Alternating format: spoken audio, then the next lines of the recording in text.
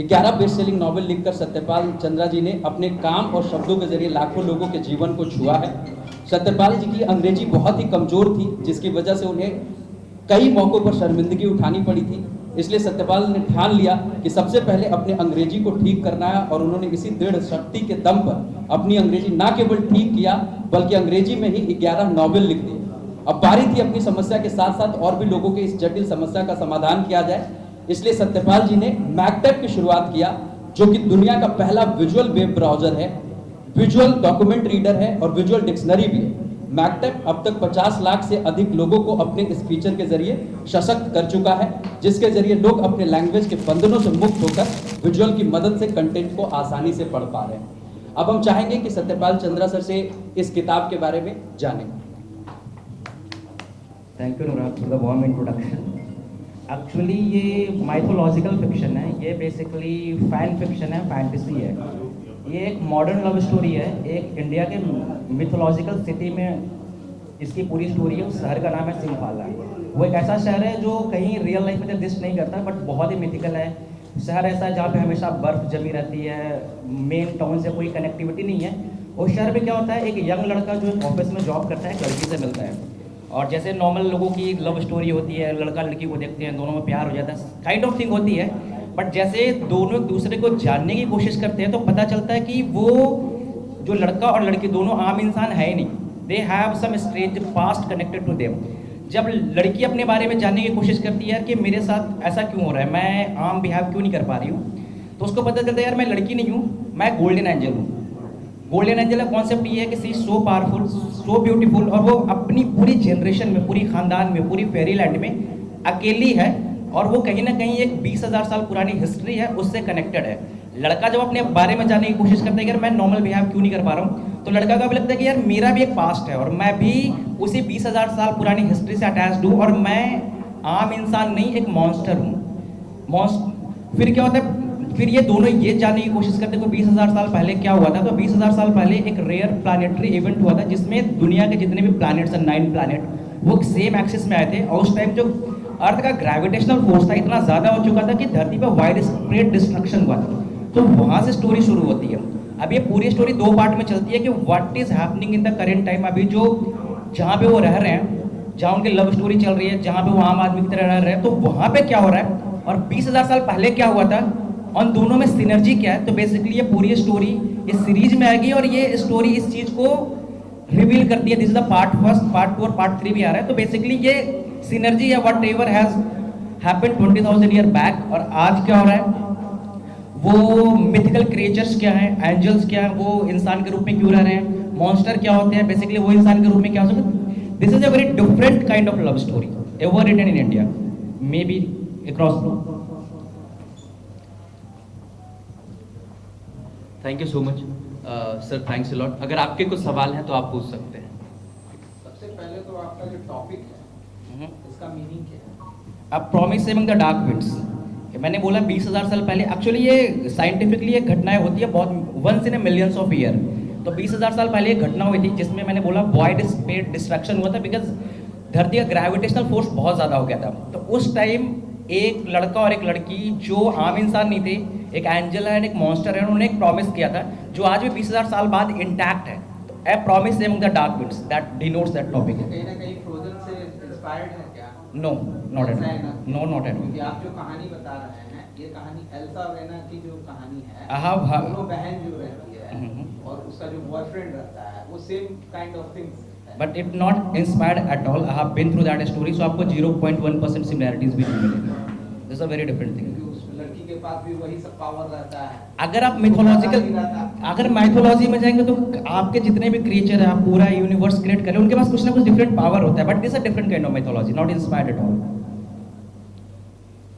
आपको ये नॉवल लिखने का कॉन्सेप्ट कहाँ से है, मतलब आइडिया कैसा है कि मुझे इसी थीम, इसी टॉपिक पे ये नॉवल लिखना है? बेसिकली ऐसा हो रहा था कि लाइक मैंने 10 बुक लिखी थी, कुछ 3 उसमें बुक बहुत अच्छी बिकी थी, कलेक्टिवली 1 लाख से ज़्यादा कॉपीज बिकी थी, एंड मैं अच्छा कर रहा था मुंबई में। तो मुझे लगा मैं 7 साल के बाद एक बुक लिख रहा था, इनफैक्ट 2015 के बाद मेरी बुक नहीं आई थी, एंड लाइफ अच्छी चल रही थी। तो आई वांटेड टू डू कि मैं जो कर रहा था मैं अपनी आइडेंटिटी ना खो। तो उस टाइम मेरा ये लॉजिक था कि मुझे कुछ डिफरेंट लिखना है, लाइक नॉर्मल नहीं, कुछ डिफरेंट।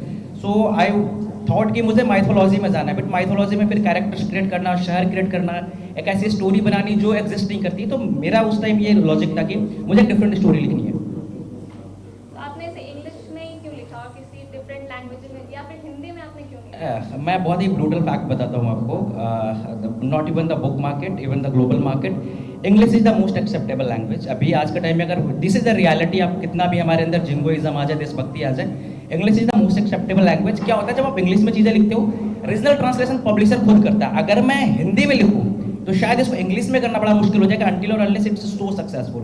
बट अगर मैं इंग्लिश में लिखूँगा तो English is a widely accepted language. उसके बाद क्या होगा, आप तमिल, तेलुगु, गुजराती, मलयालम, कन्याड़ी, जो भी करना है, जर्मन, हिब्रू, सब में ट्रांसलेशन बहुत आसानी से हो जाता है। और क्या हिंदी में अगर लिखूंगा तो इंग्लिश में उस थीम को इंटैक्ट करना, फीलिंग को इंटैक्ट करना बड़ा मुश्किल होगा। बट इंग्लिश से रीजनल लैंग्वेज में उस फीलिंग को जो ट्रांसलेट करेंगे उनके लिए बहुत आसान हो जाएगा चीज़ें।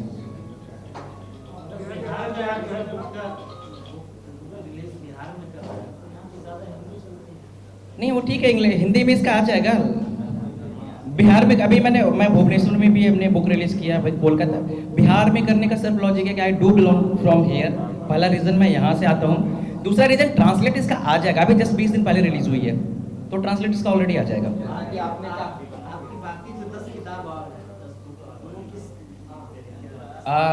कुछ रोमांस पे बेस्ड है, कुछ थ्रिलर है, कुछ सस्पेंस है, कुछ मोटिवेशनल स्टोरी है विद थीम ऑफ फिक्शन।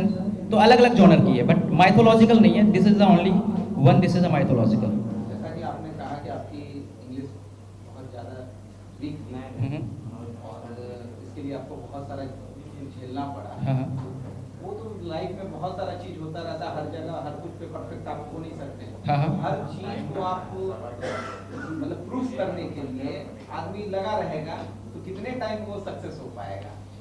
ये आप कहीं तो compromise मैं करना बताता हूँ, पड़ेगा। ये आप पे डिपेंड करता है, आप पे डिपेंड करता है। बेसिकली एक चीज़ होती है जो मैं हमेशा करता हूँ, दो चीज़ें होती है, एक होता है पैशन, एक होता है ऑब्सेशन। लोग हमेशा कहते हैं कि आप वो काम कीजिए जिसमें बड़ा मज़ा आता है, तो वो अगर काम करेंगे तो आपको काम नहीं लगेगा।